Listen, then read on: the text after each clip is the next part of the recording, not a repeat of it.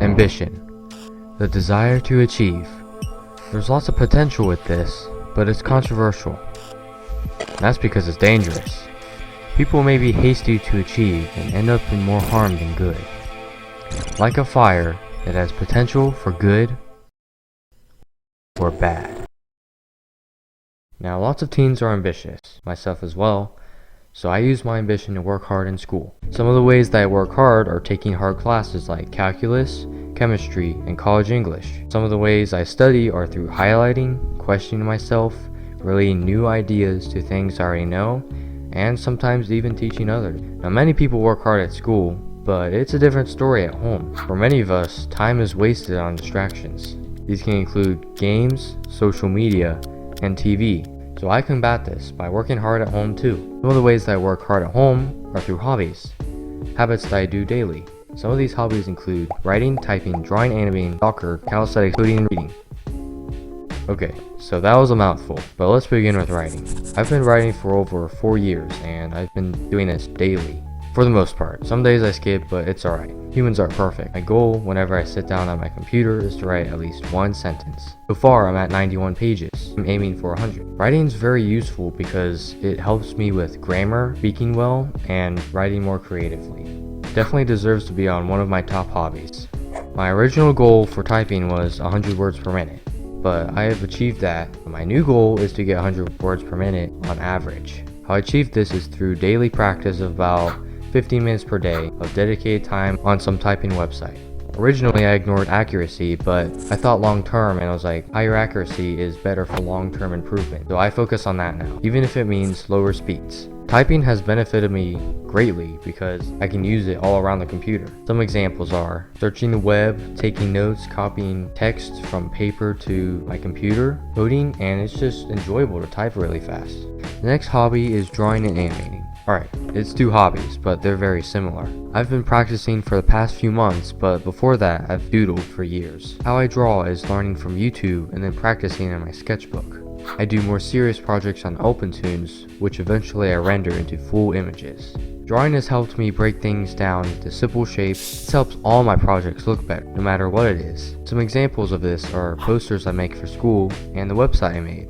Animation is a little different, but it helps me understand how things move. There are a total of about 12 animation properties, but I haven't memorized all of them because I'm still learning. Overall, drawing and animating is really fun. Here's some pictures and clips I've made.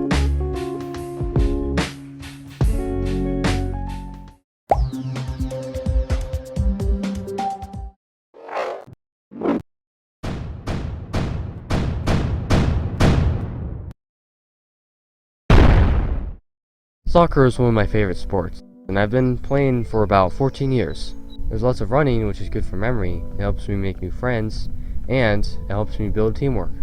That's why soccer is one of my favorite hobbies. Calisthenics complements soccer, and it's more fun than just lifting weights. There's a lot of variation with calisthenics, and I like the different feel. It's also easier to work out with because you don't even need any equipment, except for some of the pulling exercises. I use a timer to keep myself paced, and sometimes I switch it up by using weights.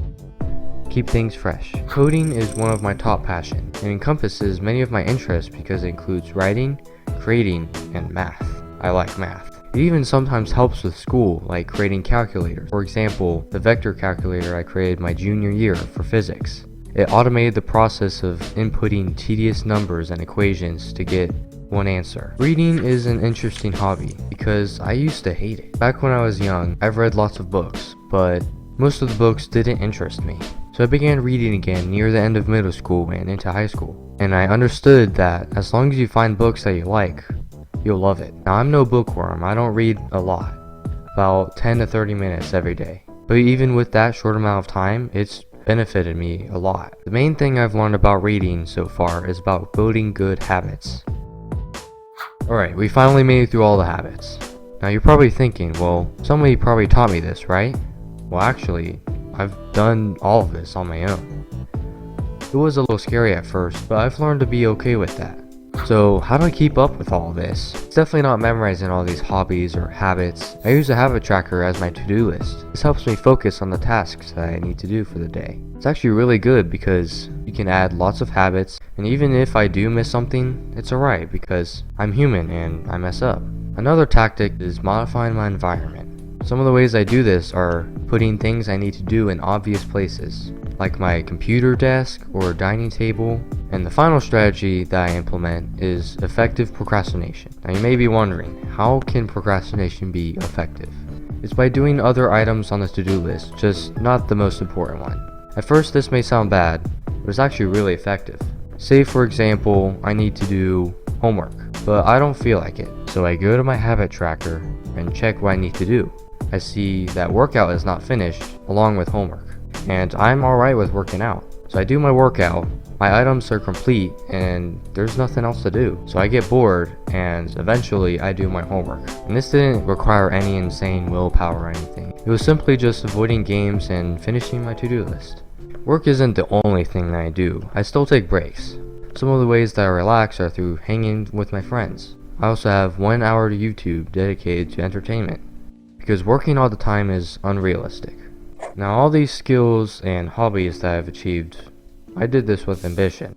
And luckily, I knew I had to be careful. I had peers, family members, church members, and books to guide me. And all this training and learning and practice led me to channel my ambition. Quote, me. I should earn the City of Hillsboro Scholarship because 1, I was admitted to Ohio State University, and I kinda need to pay my own tuition. 2, because I learned to channel my ambition, both at school and at home.